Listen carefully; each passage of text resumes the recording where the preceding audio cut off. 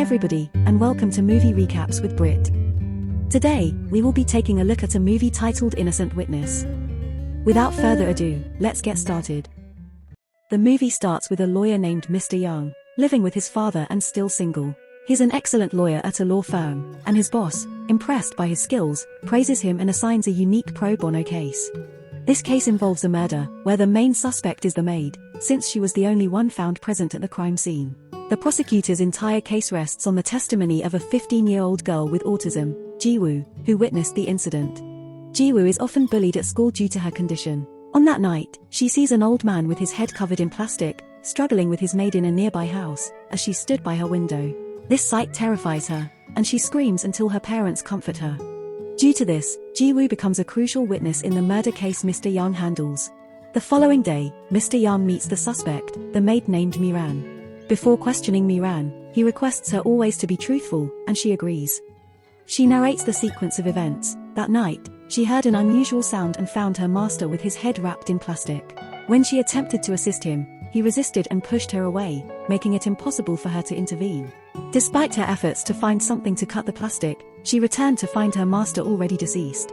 Miran expresses guilt for not being able to stop him, and seeks Mr. Jung's assistance. He meticulously examines the interrogation recording of the key witness but remains unsatisfied and decides to meet the witness, Ji-woo.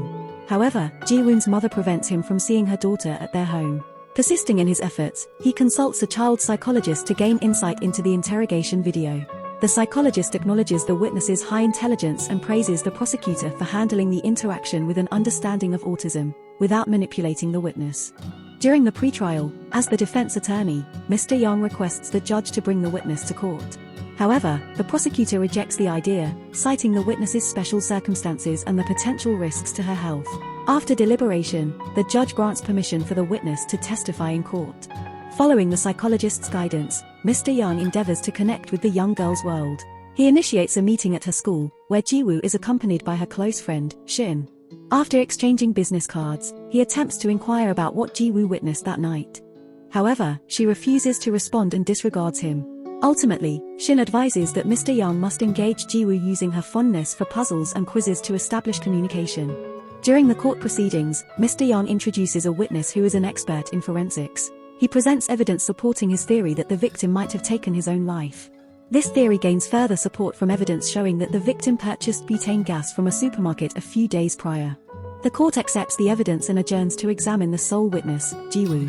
Mr. Jung makes another attempt to establish a connection with Ji-woo, this time by offering puzzles, but she doesn't seem interested. Undeterred, he invites Ji-woo and her friend to share a meal of ramen.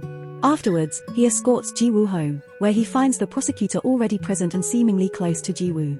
Despite his request to interrogate Ji-woo, her mother refuses. Unbeknownst to Mr. Jung, Ji-woo keeps on staring at him from the window.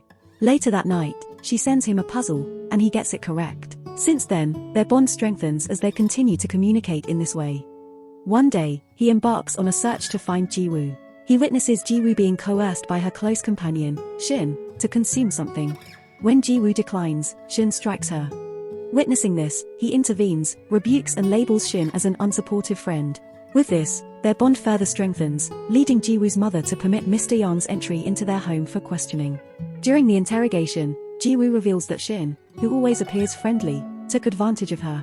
This raises the question of whether Shin was also exploiting her. The scene transitions to the courtroom, where Ji-woo sits on the witness stand, covering her ears due to her sensitivity to the ticking of a clock. To accommodate her, the wall clock is silenced. The trial progresses, and the prosecutor prompts Ji-woo to recount what she witnessed. Ji-woo describes seeing the maid attack the victim, as the maid displayed a smile while restraining him. To Mr. Jung's surprise, as the defense attorney, he asserts that Ji-woo's autism disorder hampers her ability to interpret facial expressions. He later substantiates this claim during the trial. After subjecting Ji-woo to humiliation, Mr. Jung ultimately emerges victorious, and Miran is declared not guilty due to lack of evidence. Following the trial, Mr. Jung encounters Miran, who informs him that the prosecutor is planning to appeal. She expresses fearlessness as long as Mr. Jung remains her advocate. Before parting ways with him, she expresses that she is about to meet her son. Suddenly, Miran's previous statement about having no family strikes Mr. Jung as odd, arousing his suspicion. He begins to question himself, attempting to recollect every detail of the case. His conscience starts to question the righteousness of his actions. Meanwhile, at school, Ji-woo finds herself unable to return home due to heavy rain. Shin approaches her and apologizes for her past mistreatment of Ji-woo. She kindly lends her umbrella to Ji-woo and rushes into the rain. Shortly after, Miran arrives and mocks Ji-woo, insisting that she should not meddle in adult matters before forcefully pushing her aside. Mr. Jung feels like he has made a mistake somewhere in the case, and is consumed by profound regret. Conversely, the prosecutor focuses on preparing his appeal. He approaches Ji-woo's mother, seeking her daughter's presence in court once more, but she declines. Undeterred, Ji-woo expresses her desire to testify again to her mother. Although her mother initially forbids it, Ji-woo explains that while she may be unable to become a lawyer due to her autism, she can at least serve as a witness to reveal the truth and pursue justice. Mr. Jung receives a letter from his father, triggering memories of his initial aspiration to become a lawyer, which is to make a positive change in the world. This reminder inspires him, and the following morning, on the day of the appeal, he greets his father with a smile. He now comprehends his duty and what he must accomplish. The appeal commences in court, marking the first day of proceedings. Ji-woo confidently approaches the witness stand. Initially, Mr. Jung establishes Ji-woo's remarkable intellect and her ability to recall information swiftly. He highlights her sharp sense of hearing, enabling her to perceive sounds even from a distance. Despite his boss's objection, Mr. Jung persists and inquires if Ji-woo could lip read or observe Miran's mouth movements on the night of the victim's death. Ji-woo confirms her ability to do so. On that fateful night, the maid uttered hurtful words, saying, "Yikes. That's just pathetic. If only you die, both my child and your child can live. Just go quietly, will you? If you had the money to give away, you should have given it to me." Suddenly, the victim's child, present in the courtroom, attempts to leave but is intercepted. The judge reminds Mr. Jung of his role and emphasizes the ethical standards he must uphold, since he is supposed to defend his client. Mr. Jung acknowledges that lawyers, like anyone else, are human beings driven by the desire to pursue what is morally right. Mr. Jung's boss becomes furious and loses control during the trial. He feels he is helping his opponent win the case, so he directs offensive remarks towards Mr. Jung, and is subsequently expelled from the courtroom by the judge. Ultimately, the prosecutor prevails in the trial, but Mr. Jung achieves his objective of uncovering the truth and adhering to moral righteousness. As the movie concludes, Mr. Jung forms a closer bond and develops a strong friendship with Ji-woo. He even gathers the courage to confess his feelings to the woman he is fond of. Thank you for watching our movie recap.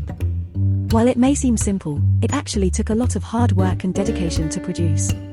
If you enjoyed the video, we kindly ask you to show your support by liking and subscribing to our channel. By doing so, you'll stay updated on our latest content and help us continue creating more in-depth analyses and critiques of the movies you love. Thank you again for your support.